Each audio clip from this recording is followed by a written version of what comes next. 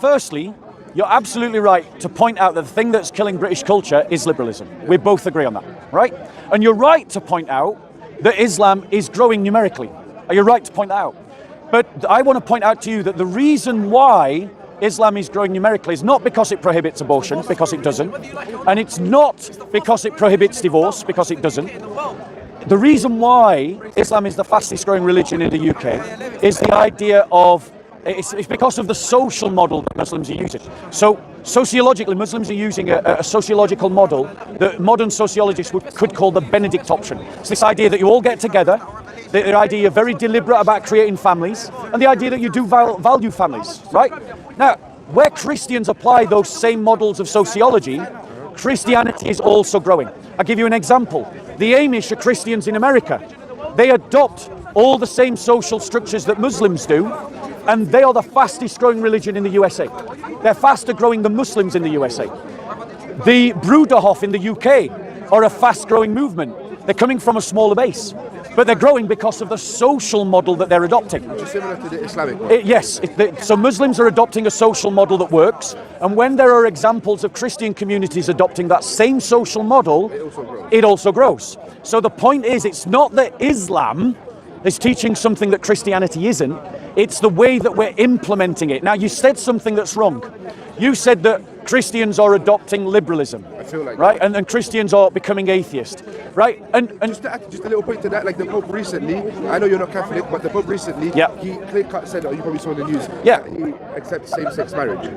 Right. So just a small correction to your small point. He clearly didn't say that. And actually, the Vatican came out with a statement after the one you're talking about, in exact words saying that they're not talking about blessing gay marriage. So you're just factually wrong. You've been misled by the media.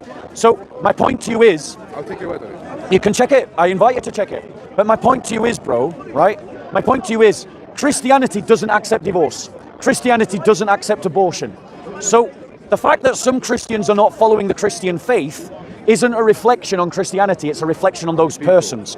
Also, I would just point out, I suspect that a lot of the people that you're calling Christians are not actually Christians, right? There's a lot of people that are just Christian by name. Yeah, exactly. And not really practice it. Yeah. But also, I just want to add to the point where you said that Islam doesn't advocate or go against abortion or marriage. So I'm not learning anything, but I'll tell you something that I do know. Yeah. I know in Judaism there's something to where the women can't divorce the man, but the Just so you know, I've got to go at 5:30. Okay, this is one quick little point. Yeah, no. You've got me until 5:30. Judaism, where the woman can't divorce the man, but the man can divorce the woman. In Islam, the man can divorce the woman and the woman can divorce the man. Yeah. However, clearly stated, Allah hates divorce. Yeah. Hates divorce. Yeah. It should be the absolute last option for you to have to divorce your husband or your wife. Yeah. Allah hates divorce. So Islam is against divorce. Now, hold on one Allah second. clearly tells us that He hates divorce. No, that which, if you permit something, you're not against it. Like if I say, So you're not allowed to divorce one second. If I say that drinking alcohol is permitted, it's acceptable. Then it's not prohibited. It's not prohibited. So am I in favour of drinking alcohol or against it? Okay, so if you put it in that perspective, there's no context behind that. No, I want you to answer. No, hold on one second. No, hold on, bro. Calm down. He's big enough to talk for himself, right? So like you can participate. I'm not trying to exclude you, but let's all have a conversation, yeah? But unfortunately, we're running out of time. But my point to you is, answer this question. If I say that you can drink alcohol, right, but I really discourage you from drinking alcohol, am I in favour of drinking alcohol or against it? So the example that you used, it doesn't correlate to divorce. Now let me explain why. So I want you to answer my exact question. If I say I discourage you from drinking alcohol, alcohol's really bad for you. Don't drink alcohol, but you can if you want to. Okay. Am I against drinking alcohol? Answer my question after I answer this. Yes, of course. You're against alcohol. You're against alcohol. Okay, right, carry on. So if your religion teaches that a man and a woman, the woman and the man cannot divorce each other, so they are bound to be together, whether they like it or not. In my opinion, generally that is wrong. Without a shadow of a doubt, it's wrong. Because now, if I marry your daughter and I'm being abusive to your daughter, and your daughter does not have the right to divorce me, that God is unjust. Okay, so allow me to reply. Firstly, you're factually wrong. Christians, there are ways in which Christians can have divorce. So if one partner commits adultery, divorce can happen.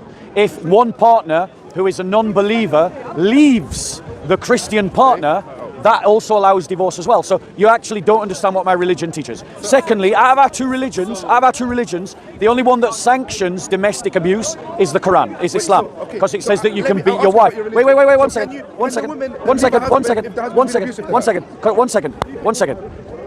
If the husband is being abusive to her, as Christians, we can't abandon that woman to abuse.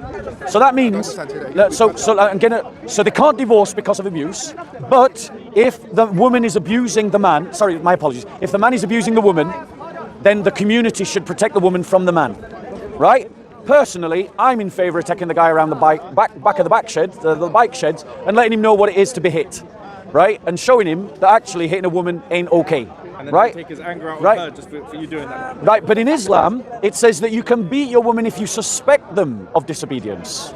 Not if they've been disobedient, not if they've done something wrong, if you have a suspicion that they have done something wrong. So I can't take lectures from Muslims about domestic abuse. Remember, in the hadiths, Aisha came to Muhammad and showed her a woman that had been hit by her husband, and her bruise was as green as her clothes.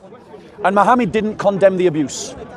That's in your books. It depends if she committed adultery. It wasn't adultery. It wasn't adultery. There's always context behind everything. Right. But my point to you is, right? Like, brother. I'm sorry, it was nice. It's all right, we both got to go. What's your name? We have to go. Granite. Granite, nice to meet you, Granite. And yours?